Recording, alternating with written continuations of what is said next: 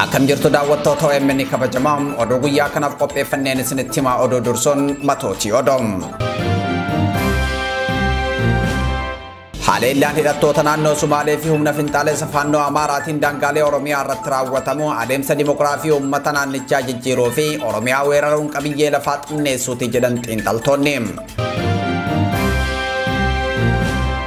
Shawaale Xaanaa Calliyaa naannoo ganda Sokoruu jedhamutti saamichii fi ajjechaan hidhattoota saamichatti bobba'anii namoota nagaa irratti geggeeffamuu daran hammaachuu BBC'n gabaase. Caasaa mootummaa naannoo Oromiyaa keessatti Afaan Oromoo du'aa jira jedhu hayyoonni. Afaanichi caasaa mootummaa naannoo Oromiyaa keessatti afaan biraan bakka bu'aa jira jedhaniiti jiru.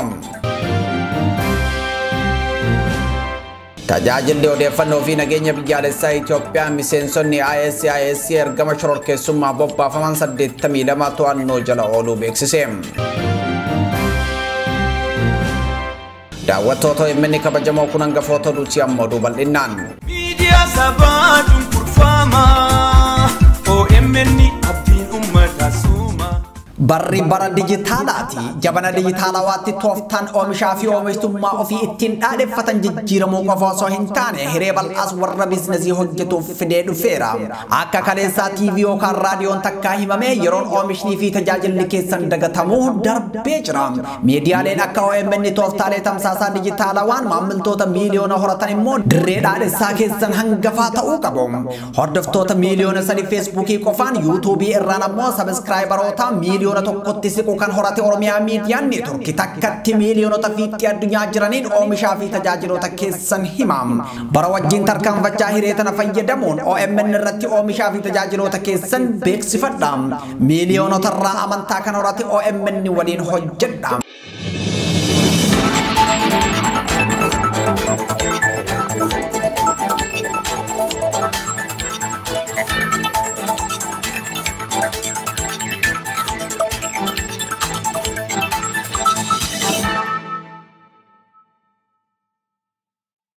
Haleellaan hidhattoota naannoo Sumaalee fi humna finxaalessa Faannoo Amaaraatiin daangaa Oromiyaa irratti raawwatamu adeemsa dimookiraasii uummata naannichaa jijjiiruu fi Oromiyaa weeraruun qabiyyee lafaa xinneessuuti jedhu xiinxaltoonni.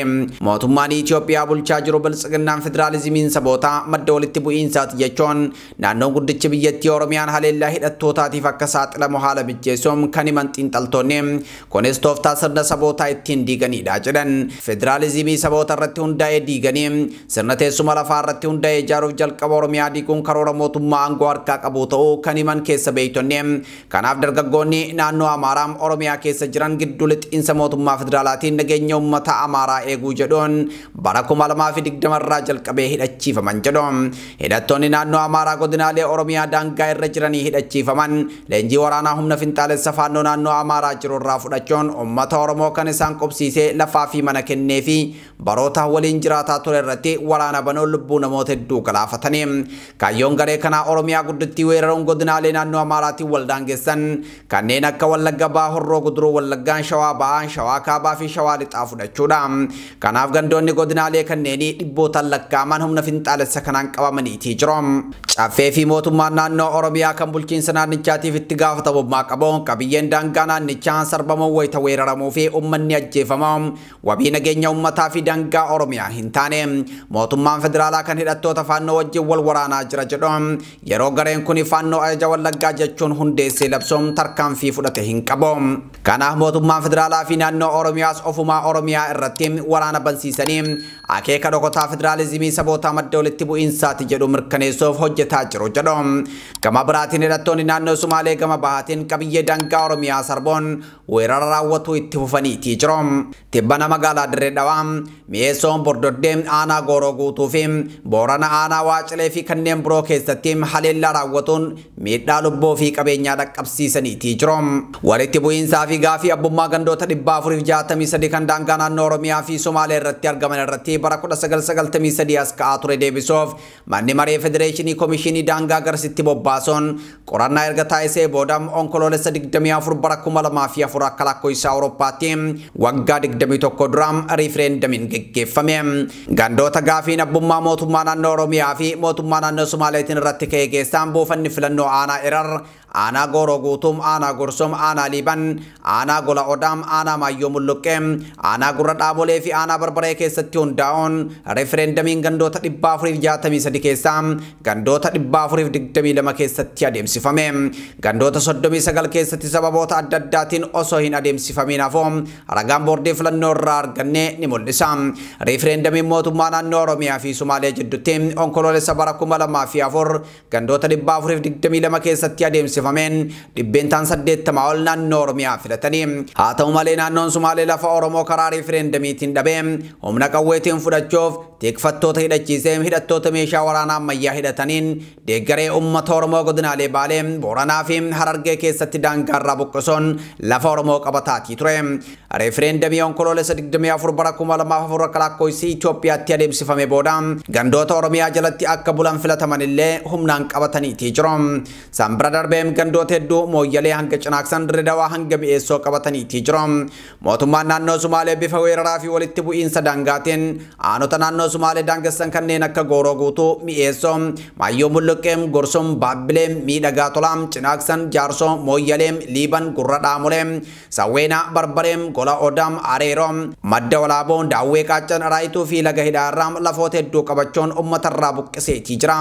Akka hawaasni aanota kanneenii Oromiyaa miidiyaa neetworkitti himanitti hidhattoonni mootummaa naannoo Sumaalee waan karaa seeraatiin dhaban weeraraan argachuuf waggoottan 21 darban hojjetaa turani. Hawaasa daangaa irra jiru irratti waraana banuun buqqisanii lafa san irra qubatoo ammas xinnoo turanii of dura siquun lafa biraa weeraranii uummata Oromoo buqqisuun ofii irra qubatu jedhan. Haala kanaan aanaaleen hedduun gartokkee fi guutummaa weeraramanii naannoo Sumaalee jala galuu maddeen himaniitii jiru. Daangaan Oromiyaa dhiigaa fi lafee uummata Oromootiin sararamee dantaa siyaasaa garee aangoo harkaa qabdu jechaaf sarbamaa jira kan jiran qaamoleen hawaasaa uummanni Oromoo daangaa Oromiyaa dhiigaa fi lafee isaatiin sararee deebisee kabachiisuu qaba jedhaniitii jiru.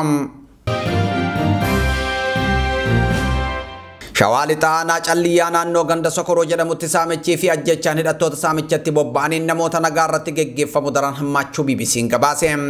Aanaa Calliyaa ganda Sokoroo jedhamutti konkolaachiftoota 4 waliin duraa duubaan imalaa turan keessaa 2 shiftootaan ajjeefamuu gabaasni kun mul'iseetii jira. Maatiin namoota aanaa Calliyaa ganda Sokorootti shiftootaan jala ajjeefamanii haalli bakka sanaa rakkisaa ta'uu himuun xiyyeeffannaan kennamee fi falli akka barbaadamus gaafataniitii jiru. Konkolaachiftoonni 4 waliin ta'uun konkolaataa fe'umsaa qabatanii Horroo Guduruu Wallaggaa naannoo Fincaa fi Kombolchaa irraa ka'uun gara Finfinnee deemaa turani. Gaafa Bajjii 23 bara 2017 akka lakkoofsa Itoophiyaa ganama naannoo sa'a 3 yeroo ta'u magaalaa xinnoo aanaa Jimmaa Raaree kan taate Gooban gahuun walumaan ciree nyaatanii imala isaaniitti ufan jedha gabaasichi. Kan waliin imalan ammoo daandii gara Geedoo geessum caccabaam yeroo gannaa ammoo dhoqqeen kan rakkisu ta'uun dabalataan sodaa nageenyaa guddatu jira. Gooban darbinaan yaaddoon guddaan jiraachuu maddeen irraa odeeffachuu kan ibsu gabaasni BBC. Konkolaachiftoonni 4 Gooban irraa ka'anii gara daqiiqaa 30 erga imalanii booda dhukaasni irratti banamee jira.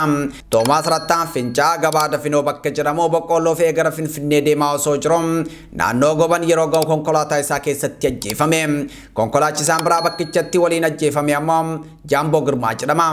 Gargaartota isaa waliin akka ture kan himu obboleessi isaa tokko maatii bira bulee midhaan fe'ee gara Finfinnee mala akka ture hime. Yeroo dhukaasni isaan irratti banamu Jaamboon maal isaan goone bu'een itti dubbadha yoo jedhu homaas osoo hin gaafatanitti dhukaasanii ajjeesuun gabaasichi eereetii jira. Konkolaachisaan tokko miliquun osoo dheessuu harka hidhattootaa bu'uun booda maatiin birrii 300 kafalanii bahee jedha.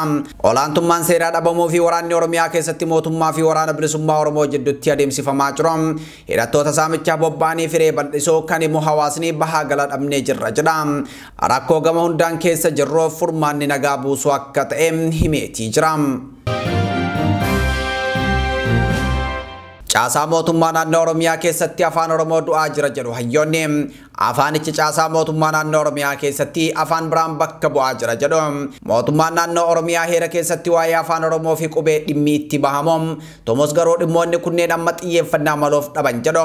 Mirguma heerri kenne hojiirra oolchuuf to'annaa fi hordoffiin waan hin jirreef afaanichiin qancaraa jira jedhum hayyoonni afaanii folklooriim Dr. Xilahun Taliilaa fi qulqulluu ijoo barsiisaa qulqulluu ijoo fi Dr. Xilahun Taliilaa qorattoota afaanii fi folklooriiti marii dhimma afaanii irratti OMN plus irratti tolchaniin afaan Oromoo caasaa mootummaan xiyyeeffannaa dhabee qancaraa jiraachuu himu hojii caasaa mootummaa naannichaa keessatti qubeen sororfamee hin barreeffamu hojjettoonni mootummaa tajaajila guyyaa guyyaa kennan keessatti afaan Amaaraa yookaan afaan Amaaraa fi afaan Oromoo waliin makanii hojjetum kan jedhu barsiisaa qulqulluun kun adeemsa faallaa heera mootummaa naannichaa ta'uu ibsa adeemsi akkanaa afaanichi ni ajjeesa qulqullina tajaajila mootummaa akkasumas heera mootummaa fi ummataas ni miidha jedha kun xiyyeeffannaa mootummaa dhabuurraa kan madde akka ta'es eeraan barsiisaa qulqulluun gaafiin guddina afaan Oromoo gaafii siyaasaa qofa osoo hin taane gaafii mirga namummaati kan jedhamu Dr. Xilahun Taliilaati itti fayyadama bulchiinsa misoomaa fi kunuunsa afaan irratti hojiin hojjetamu guddina afaanii keessatti murteessaa akka ta'e barsiisaa Xilahun ibseetii jira caasaa mootummaa keessatti hanqina to'annaa fi hordoffii mootummaan tajaajila afaan Oromoo irratti godhutu guddina afaanichaa quucarsaa jira kan jedhu barsiisaa qulqulluun nuti hayyoonni yeroo hedduu akkaadaamii aadaa fi afaan Oromoo kan silaam dagaaginaa fi qulqullina afaanichaa keessatti gahee qabu akka hundaa'u gaafii yeroo dheeraaf gaafannus mootummaan gaaficha deebisuus fedha hin horanne jedha gama biraatiin barnoota sadarkaa lammaffaa keessatti barnoonni afaan Oromoo torbaanitti waqtii tokkotti deebi'uun guddina afaanichaa balaa akka ta'u barsiisaa Xilahun eeraniitii jiru dhimma afaanicha afaan hojii federaalaa gochuu irratti yoo yaada kennu barsiisaa qulqulluun mirguma amma heerri hojiirra jiru kenneen labsiidhuma afaan Oromoo caasaa federaalaa fi bulchiinsa magaalaa Finfinnee keessatti afaan hojii akka ta'u gochuun akka danda'amu akeekeeraan barsiisaa qulqulluun kanneen heeraa fi imaammatatu danqaa ta'e jedhan warra guddina afaan Oromoo hin feenedha jedhan uummanni sababa afaan isaa dhaabbilee fayyaa manneen murtii fi caasaawwan garaagaraa keessatti afaan isaan tajaajila dhabuun mirga namoomaa mulqamu akka ta'e eeraan barsiisaa Xilahun hayyoonni lamaanuu tajaajilli misoomni kunuunsi afaanii dagaagina afaanii murteessaa ta'uu fi kanaaf hundaa ol mootummaan gahee guddaa akka qabu hubachiisaniitii jiru. Tumsi hundeeffama isaarraa kaasee hanga ammaa OMN'if gootan OMN waggoota 11 darbaniif walirraa osoo hin kunne akka sagalee uummataa ta'uu dandeessisee jira. Har'as akkuma kaleessaa wabiin OMN isinuma YouTube OMN subscribe, share, like, comment gochuun qabiyyeewwan keenya namoota hedduu bira akka dhaqqaban godha.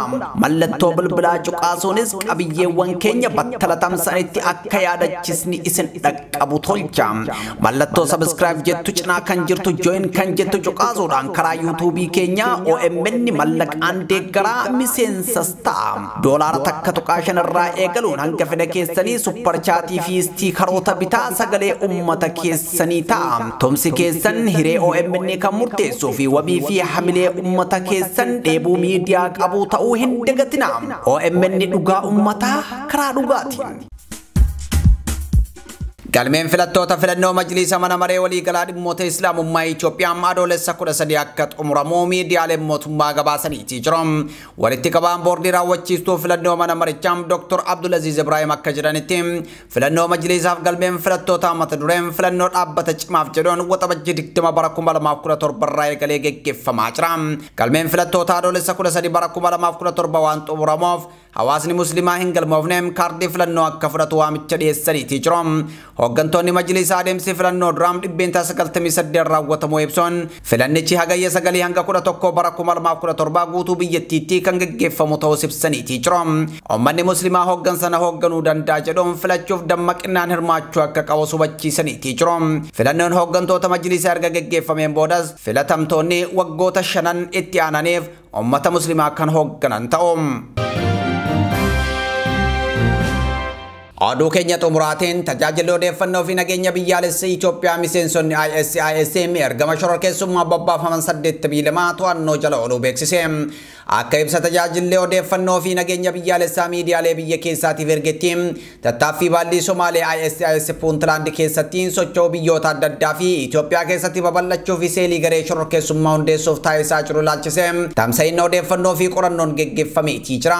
Dhaabbanni insaa ibsa baaseen yaaliiwwan baallee ISIS Somaalee Itoophiyaa keessatti toora shororkeessummaan hundeessuuf jalqabarraa kaasee odeeffannoo fi ragaa irratti hundaa'uun itti dhiyeenyaan hordofaa akka ture ibseetii jira. Madaalli idilee sadarkaa balaa kana irratti argannoowwan qabatamaa saaxilamummaa fi nageenya biyyaaf balaa ta'an adda baasuu isaa argisiiseetii jira. Kanaanis adeemsa odeeffannoo fi ragaa qabatamaa walitti qabu hordofuun shakkamtoonni 82 garee shororkeessummaa Puuntlaand keessatti leenji'anii kutaalee biyyattii adda addaatti bobbaafaman poolisii federaalaa fi humnoota nageenyaa naannichaa waliin ta'uun adda baafamanii to'annaa jala ooluu ibseetii jira. Shakkamtoonni kunneen garee kana waliin kallattii walitti dhufeenya akka qabanii fi deeggarsa hunda galeessa taasisaa akka turan kan ibsu ibsichi namoonni dhuunfaa kutaa basaasaa garee shororkeessummaa idil addunyaatiin gurmaa'anii fi deeggarsa mallaqaa fi loojistikii kennaa turan to'annaa seeraa jala akka jiran ibseetii jira. Shakkamtoonni kunneen magaalaa Finfinnee dabalatee Shaggar, Adaamaa, Haramaayaa, Shaashamannee, Baalee, Jimmaa fi Shaakkisootti to'annaa jala oolaniitii jiru. Naannoo Amaaraa Kamisetti, naannoo giddugaleessa Itoophiyaa godina Silxee fi magaalaa Halaabaa, naannoo Sumaalee magaalaa Jijjigaa fi naannoo Hararitti akkasumas hojii namoota dhuunfaa to'annaa jala oolchuuf geggeeffame keessatti hirmaannaan hawaasni naannoo qaamolee nageenyaa waliin taasisuun fakkeenyummaa kan qabu ta'uu waajjirichi ibsa isaa keessatti eereetii jira. Tole daawwattoota OMN kabajamoo Oduu Guyyaa kanaaf qopheeffanne kana gammaa daawwattanii qophiilee Oromiyaa Miidiyaa Neetworkii Afaan wajjin turtii gaarii.